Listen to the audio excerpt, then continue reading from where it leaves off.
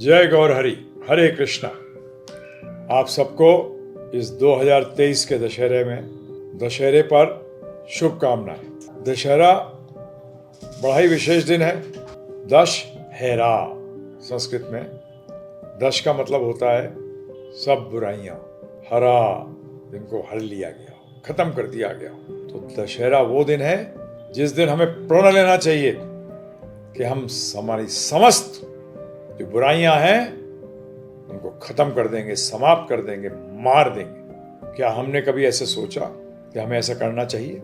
या आपने जाकर रावण को मारे आए? रावण बाहर भी है और अंदर भी है। त्रेता युग में राम जी ने रावण को मार दिया था, परंतु फिर भी हम रावण की एक प्रतिमा बनाते हैं और उसको जला देते हैं, मार देते हैं, खत्म कर देते हैं। आज इसकी क्या आवश्यकता है? आज इसकी ये आवश्यकता है कि रावण को किसने मारा?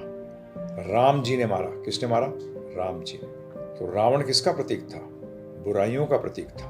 इसीलिए जिस दिन भगवान राम ने रावण का वध किया, उसको आज भी मानव दशहरा के नाम से मनाता है। परंतु यहाँ भगवान हमसे बताना क्या चाह रहे हैं? हमारे पूर्वजों ने, हमारे ऋषियों ने, हमारे महात्माओं ने, हमारे संतों ने क्यों इस प्रथा को चलने दिया जिसमें जी राम जो है, श्री राम जो है, वो रावण को मार रहे हैं? ये बताने के लिए कि पहली बात जानिए कि हमारे अंदर रावण कहाँ छिपा हुआ है, उसको निकालिए। बाहर रावण को मारने का अर्थ क्या है? कि हम देख सकें अपनी बुराइयों को। अधिकतर लोग अपनी बुराइयों को देख नहीं पाते, इसीलिए गुरु होता है। गुरु आईना है, जिस आईने में हम अपनी बुराइयों को, अपनी गलतियों को देख सकें। ये तो पहली चीज हुई, क्योंकि जब देख नहीं पाओगे, जब समझ नहीं पाओगे तो मारोगे किसको? है जी, मारने के लिए कुछ चाहिए तो मारना किसको मारना है? रावण तो मर चुका है जी। नहीं, वो आज भी जिंदा है। आज वो हमारे अंदर, हमारे काम, क्रोध, लोभ, मोह, मद, मत्सर्य के रूप में आज भी हमारे अंदर विराजमान है और इसको मारना है।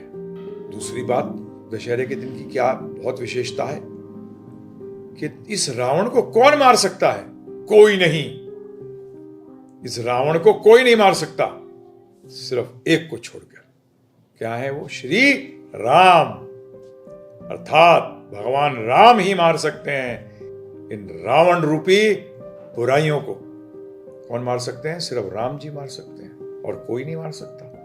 परंतु राम जी तो त्रेता युग में थे, अब कैसे मारेंगे? तो यही तो विशेषता है श्री राम, श्री कृष्ण इन नामों की। ये भगवान पूर्ण है, उनमें और उनके नाम में कोई भेद नहीं है। इसलिए आज भी आप राम नाम का उसी तरीके से उपयोग कर सकते हैं, कृष्ण नाम का उसी तरीके से उपयोग कर सकते हैं जैसे वो स्वयं ही कार्य कर रहे हैं। तो राम जी ने क्या स्वयं मारा या बाण से मारा? आप बोलोगे हम तो जानते हैं बाण से मारा। बाण क्या है? यहां राम जी की आज्ञाएं, वो बाण हैं। और ध्यान रखिएगा, ये बुराइयां कैसे बैठी हैं? रावण के नाभि में थी वो अमृत की, अमृत जो था वो नाभि में था, उसको सुखाना है। नहीं तो रावण यथारूप लगा रहेगा, एक सर काटोगे फिर वापस आ जाएगा। अर्थात एक बुराई हटाओगे, वो बुराई खत्म नहीं होगी, वो दोबारा आ जाएगी। तो उसको जड़ से हटाना है। और उसके लिए क्या करना पड़ेगा? राम जी की जो तीर हैं, वो तीर क्या हैं? वो उनकी आज्ञाएं हैं। तो हमें उनको तीरों को सिर्फ इंस्ट्रक्शन की तरह नहीं लेना, उपदेश की तरह नहीं, आज्ञा की तरह लेना है। उपदेश का मतलब चढ़ा लिया बाण को, जो तीर को है कमान में चढ़ा लिया, परंतु उसको छोड़ना होगा। अर्थात इन बुराइयों पर राम नाम, अर्थात राम जी की जो आज्ञा है, कृष्ण भगवान की जो आज्ञा है, राम जी ने अपनी आज्ञाएं भगवद गीता में दी है हमें। क्योंकि कृष्ण, श्री कृष्ण में और श्री राम में रत्ती भर भी भेद नहीं है, कोई भेद नहीं है, बिल्कुल 0% भेद है। ये ध्यान रखिएगा। ये अपने आप में एक तत्व ज्ञान है, ये भगवत ज्ञान है। इसलिए दशहरे के दिन क्या करना है आपको? दशहरे के दिन से पहले आपको तैयारी करनी है। ये नवरात्रे क्या है? ये युद्ध चल रहा था, अर्थात आप क्या कर रहे हैं? आप तैयारी कर रहे हैं समझने के लिए मेरे अंदर क्या क्या बुराइयां हैं। ये बुराइयां बीमारी हैं, बहुत बुरी बीमारी हैं। ये कैंसर से बुरी बीमारी है, ध्यान रखिएगा। ये आपको ऐसा रोग देती है, उसका नाम है भव रोग, जिससे बड़े बड़े सूरमा नहीं निकल पाते, जन्म मृत्यु के चक्कर में फंसे रहते हैं। इन 9 दिनों में तैयारी करिए कि दशहरे पे इनका मैं ध्वंस कर दूंगा, इन समस्त बुराइयों को। उसके लिए राम जी की आज्ञा कहां से जानूं? भगवद गीता से। और भगवद गीता कहां से जानूं?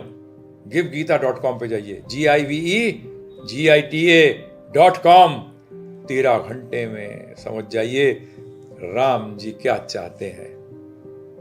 13 घंटे में समझ जाइए राम जी क्या चाहते हैं।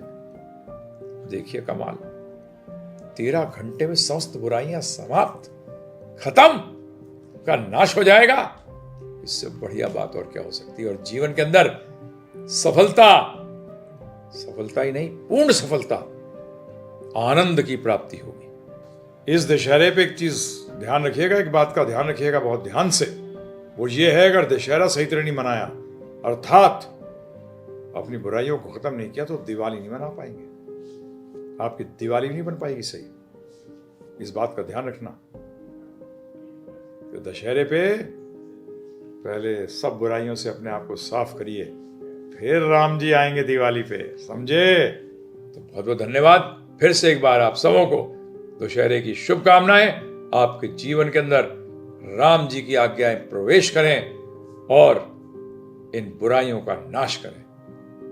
हरे कृष्णा, जय श्री राम, जय प्रभुपाद, जय गौर।